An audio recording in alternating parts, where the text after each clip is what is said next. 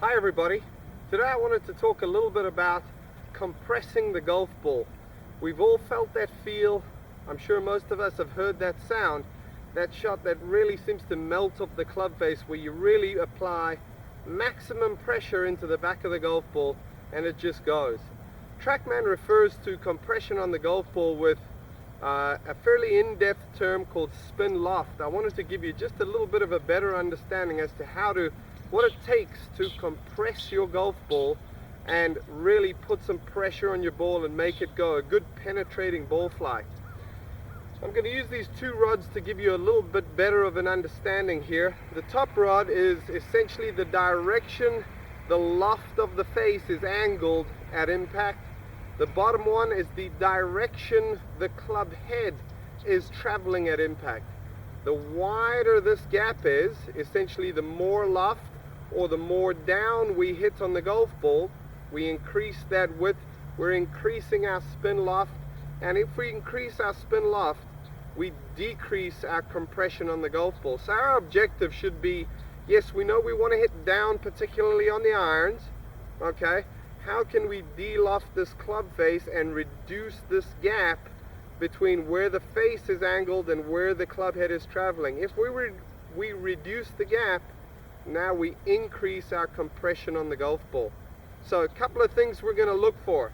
Number one, we know that we want to hit down on the ball, but we don't want to hit down too much. A quick illustration here as to what happens when we hit down too much. Let's say we've got a decent spin loft here, but now we go, okay, I want to compress this one, I want to squeeze this ball, okay? I'm going to really hit down on it some more.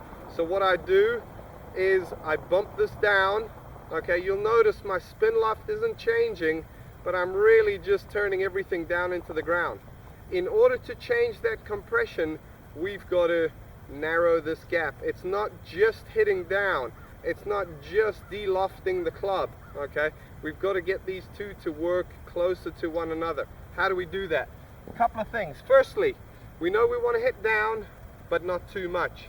A good little feel, and I've got one of these alignment rods just balanced on two T's so that it's elevated a little bit off the ground here, and a feel that I would love for you to try is on the way down, just make it, obviously not going to hit a shot here, just a practice swing. Get that club head, the sole of the club, about 2 inches off the ground, and then we're going to try to maintain it at that 2 inches off the ground distance for as long as possible, okay? What are we doing? We're shallowing out our angle of attack. We're raising that bottom rod up, okay? We've got to make sure we don't raise it up and increase both of them, because that doesn't change our compression at all. But this is stage one, really, just to get a feel of how to get that club coming into the golf ball, traveling more along the ground. I know a lot of golf instructors talk about, picture that arc or that hula hoop, picture the hula hoop and where it contacts the ground. What you want to do if you really want to compress the golf ball is try to create a little bit of a flat spot in the bottom of that arc. That'll shallow out your angle of attack, and if you've got de-loft on the face, you're really going to be able to compress the ball. De-loft, how do we want to de-loft it? Obviously we want to get a sense of the handle, the hands being in front of the golf ball coming into impact, particularly with irons. We want that penetration, okay? So if you can just picture, how can I take the loft on this face and get it there as much as possible, obviously within reason, without just jamming this club into the ground.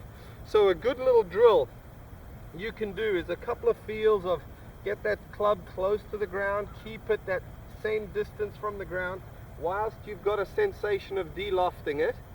And you can tell out in front of me, just using a piece of braided rope or string, I've attached it to two alignment rods, and I've created some goalposts for myself. I want to score goals, okay? No field goals, soccer goals.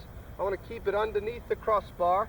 I've measured this out. This is a good distance for me hitting a 7-iron, and the objective is just to try to see if you can keep the ball beneath that crossbar. So a little feel here, there, feel that de-loft, and you don't have to hit it hard.